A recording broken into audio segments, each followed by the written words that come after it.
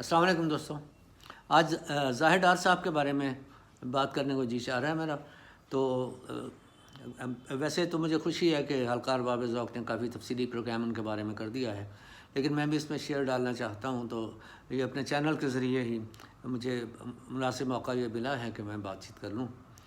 تو ظاہر ڈار صاحب سے میری ملاقات جو ہے وہ ارلی 80s میں ہوئی، جب میں سمندر کا پانی پہ کام کر رہا تھا. 1986 میں یہ چھپ گیا.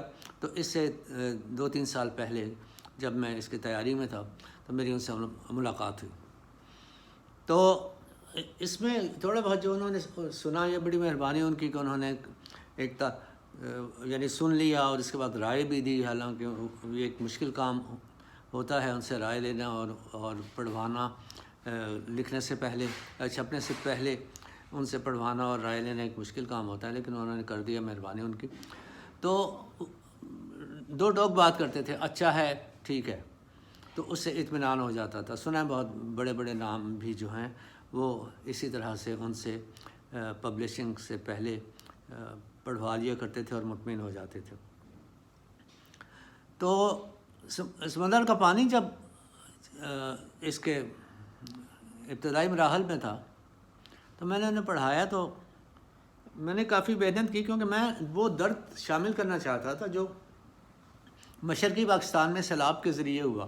انہی دنوں پاکستان ٹوٹنے کی باتیں ہو رہی تھیں، وہ دکھ الگ شامل تھا. تو ایک ریکارڈڈ ہسٹری کا سب سے بڑا سیلاب جو ہے مشرقی پاکستان میں آیا تھا. اسی دوران یہ سب کچھ ہو رہا تھا. بے شمار مسائل تھے، دکھ کی عجیب و غریب کیفیتیں تھیں. تو میں کسی طرح دیال سنگھ لائبریری میں تقریباً 1 مہینہ بیٹھ کے، صبح سے شام تک بیٹھ کے، تو میں نے وہ سارے واقعات جو ہیں اکٹھے کیا اور انہیں اپنے ناول میں لانے کی کوشش کی. اور میں نے یہ غلطی شاید یہ کر دی کہ میں نے کچھ تاریخ کے حوالے سے کچھ واقعات جو ہیں، درد بھرے واقعات، دکھ بھرے واقعات جو اس زمانے میں ہوئے تھے، سیلاب کے نتیجے میں، جو بچوں کے، بوڑھوں کے، جانوروں کے، املاک کے، سیاسی تناظر میں بھی اور غیر انسانی تناظر میں بھی جو بھی معاملات تھے، میں انہیں پرونا چاہتا تھا کہانی کے ساتھ. تو وہ میں نے اپنے طریقے سے کر دیا. تو ظاہر ڈار صاحب نے کہا کہ بھائی یہ تو تاریخ بن گیا، اسے نکال دو، یہ تاریخ لکھ دو، اس تاریخ کو یہ ہوا یا اس تاریخ کے بعد یہ ہوا. تو میں نے بہرحال کوشش تو یہ کی تھی کہ اس کا یعنی کہانی میں ہی رکھا جائے، لیکن اشارتاً وہ تاریخیں یا سیاسی واقعات کی ترتیب جو ہے وہ اسے رکھا جائے. تو بہرحال انہوں نے میرے 30-40 صفحات کٹوا دیے اور میں نے بخوشی کاٹ دیا. تو یہ تو تھا. اس کے بعد چھپ گیا ناول. چھپنے کے بعد انہوں نے خود بھی پڑھا، اپنے دوستوں کو بھی کہا، ریکمینڈ کیا، انہوں نے بھی پڑھا، انتظار حسین صاحب نے بھی پڑھا. اور اس کے بعد انہوں نے یہ بھی پوچھا، رائے بھی پوچھی انتظار حسین صاحب سے، ہاں بھائی فیاض ظفر کا ناول آپ نے پڑھ لیا؟ انہوں نے کہا ہاں جی پڑھ لیا ہے. تو باقی اتنا مشکل تو ہم نہیں لکھتے یا نہیں لکھ سکتے، کچھ اس طرح کی بات انہوں نے کی. تو ہم تو سیدھا سادہ لکھنے کی کوشش کرتے ہیں، ہم تو سادہ سا لکھنے والے رائٹر ہیں. تو میں بہرحال ان کا میسیج یہ سمجھ گیا کہ کہانی کو سادہ لفظوں میں لکھنا چاہیے. میرا جو مزاج تھا میں اس کو اسی طرح برقرار رکھ سکا کچھ کہانی کے مطابق. تو لیکن یہ ان کا مشورہ اور رائے ان کی میں نے پلے ضرور باندھ دی کہ وہ ان کی یہ رائے ہے لٹریچر لکھنے کے بارے میں. بہرحال ڈار صاحب، میں نے ایک روز ان سے پوچھا کہ بھائی آپ لکھتے کیوں نہیں؟ کہنے لگے، وہ ایک مصری عالم کا میں نے ذکر کیا تھا کہ اس نے آج سے قریباً 2500 سال پہلے لکھنا چھوڑ دیا، اور اس نے کہا کہ لکھنے کی ضرورت نہیں ہے، اتنا کچھ لکھا جا چکا ہے کہ بہت اچھا بہترین طریقے کا لکھا جا چکا ہے. تو جی چاہتا ہے کہ کچھ نہ لکھا جائے کیونکہ اب اس کی ضرورت نہیں ہے. یہی جواب اسی طرح کا ملتا جلتا ظاہر ڈار نے بھی دیا جب میں نے ان سے پوچھا کہ بھائی آپ کیوں نہیں لکھتے، قبر میں لے جانا ہے سب، تو اتنا پڑھنا لکھنا جو ہے یہ سارا آپ نے اپنے ساتھ لے جانا. تو کہنے لگے نہیں یہ بات ہے. میں نے کہا نہیں، یہ کوئی اور بھی بات ہے. پھر وجہ سوچیں، محض اتنی بات سے انسان جو ہے اتنا پڑھے اور وہ ہضم نہیں کر سکتا اور اس کی جسٹیفیکیشن نہیں ڈھونڈ سکتا. کہتے ہیں یار اصل بات یہ ہے، یار نہیں کہا تھا ویسے انہوں نے کہا، فیاض صاحب یہ اصل بات یہ ہے، ظفر صاحب، تو اصل بات یہ ہے کہ میرا تجربہ نہیں ہے. میں ساری زندگی یہیں پاکٹی ہاؤس میں آتا جاتا، گھر سے ادھر وہاں سے یہی چلتا رہا. میں صرف ایک بار گیا تھا، 3 مہینے کا میرا نوکری کا تجربہ ہے، اور ایک بار میں شہر سے باہر گیا تھا. تو بہرحال اب میں کیا لکھوں، نہ میرا کسی چیز کا تجربہ نہیں ہے، میرا ایکسپیرینس نہیں ہے لائف کا، تو میں کیا اس کے بغیر میں کیا لٹریچر پروڈیوس کروں. تو بہرحال میں نے کہا کہ نہیں، بات ایک اور بھی ہے کہ وہ ایک تحریک ہوتی ہے لٹریچر لکھنے کی، وہ آپ گوا چکے ہوئے ہیں، اس سے آپ لا تعلق ہو چکے ہیں، یا آپ کی زندگی میں ہے نہیں وہ، یا تو اسے پیدا کرنے کی ضرورت ہے، یا بدقسمتی سے ہے نہیں. کہنے کا کیا مطلب؟ میں نے کہا جی مطلب یہی کہ وہ جو آپ نے خدا ہونے کی کسی کی بات کی تھی، تو آپ کی کتاب کے 2 صفحے بھی خالی تھے، پرنٹ نہیں ہوئے تھے، تو جب آپ نے وہ مجھے کتاب دی تو اس پہ ہاتھ سے لکھ دیا تھا. تو وہ تحریک جو ہے نا، اس کی ضرورت ہے، اس طرح کی ہو کم از کم، یا آپ پریکٹیکلی کسی معاملے میں شامل ہوں تو وہ تحریک بنے گی. جب آپ کا ذہن، جیسے میں نے کہا نا کہ انسان کا ماحول اس کی بیالوجی پر بھی اثر کرتا ہے، اس کے ذہن پر بھی اثر کرے گا، اور وہ تحریک پیدا کرے گا جو اس کے ماحول کی ہے، اور اس تحریک کو اس کا علم جو ہے اور مشاہدہ اور وہ زندگی کا وہ تجربہ جس میں وہ موجود ہے، یہ مل کے وہ تحریک پیدا کریں گے، اور وہ فورس جو ہے وہ پھر ٹرانسفارم ہو کے تو صفات کی زینت بنے گی، لفظوں میں، جملوں میں آ کے تو ادب بن جائے گا.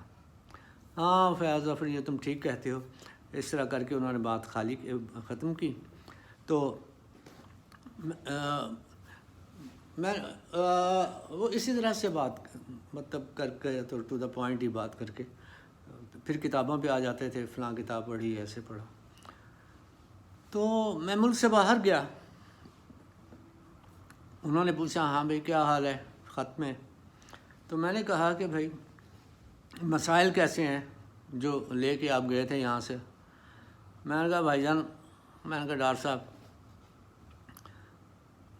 جہاز جتنی رفتار سے پہنچتا ہے نا ایک ملک سے دوسرے ملک، انسان کے مسائل اس سے زیادہ تیزی سے پہلے ہی اس کا استقبال کرنے کے لیے وہاں پہنچ جاتے ہیں.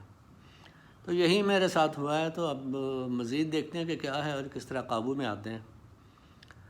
بہرحال ایک تو خط انہوں نے لکھے، اور اس کے بعد انہوں نے کہا کہ بھائی میرا کام تو یہی ہے، کتابوں کا یہی ہے، کتاب یہی موضوعات ہیں میرے، اور میں یہی کچھ کرتا ہوں، تو انہی کا ذکر کروں گا. تو میں نے یہ کتاب پڑھی، یہ کتاب پڑھی، آپ نے کیا پڑھا بتائیے کچھ. تو بات صحیح تھی، ان کے ساتھ بات کرنا بھی مشکل تھا. جو ٹیبل پہ آ کے بیٹھ جاتے تھے وہ زیادہ دیر اسی لیے نہیں اجنبی لوگ بیٹھ سکتے تھے، مطلب اجنبی جو کہ ان کے ساتھ بالعموم نہیں بیٹھا کرتے تھے، کہ کتنی دیر وہ کتابوں کی بات کریں گے. اس کے بعد تو ناک آؤٹ ہو کے انہیں معذرت کر کے کسی ضروری کام کی وجہ بتا کے تو درخواست کرنی پڑتی تھی کہ اٹھ جائیں یہاں سے. تو خیر وہ ایک بڑی خوبصورت شخصیت تھی، اور جب مجھے یہ زیادہ احساس ہوا کہ ان کی تنہائی کا کیا عالم ہے، تو میں انہیں لے جایا کرتا، باہر لے جاتا، سیر کرتا. ایک بار ان کی تنہائی کے ذکر ہو رہا تھا تو مجھے ویسے شرارت سوجی. ایک ٹی ہاؤس کے باہر دروازے سے ایک لڑکی گزری، تو میں نے کہا ڈاکٹر صاحب کیا دیکھ رہے ہیں؟ کہتے ہیں لڑکی ہے یار، اچھی لگ رہی ہے. میں نے کہا اچھی لگ رہی ہے، وہ اٹھے. میں نے انہیں پکڑا، میں نے کہا چلو اس کا پیچھا کرتے ہیں، دیکھتے ہیں کہاں جا رہے ہیں. تو نہیں کوئی نہیں دیکھا کہ ہم فاصلے پہ رہیں گے. تو تھوڑی دیر جا کے کر کے تو ہم تھوڑی دیر کے بعد واپس آ گئے. کچھ نہیں تھا، بس ایک فاصلے پہ ہم نے تو واپس آ کے انہیں لگا جیسے زندگی میں کوئی ایڈونچر ہو گیا. یہی میں چاہتا تھا. وہ مجھے ایک ڈرامہ یاد آ گیا، انگریزی کا بڑا خوبصورت ڈرامہ تھا کہ میاں بیوی اکیلے ہوتے ہیں، تو ایک روز چور بن کے تو ڈراتا ہے خامد، صحیح طرح یاد نہیں، لیکن بہرحال وہ ایک چینج آ جاتی ہے زندگی میں. بعد تھک ہار کے بیٹھتے ہیں تو بعد میں کہتے ہیں نہیں ڈر وغیرہ تو سب لگا، لیکن یہ کہ مزہ آیا ہے. تو یہی صورتحال یہاں پہ ہوئی. تو اسی طرح فلم ماچس تھی، اس کا بڑا ذکر تھا.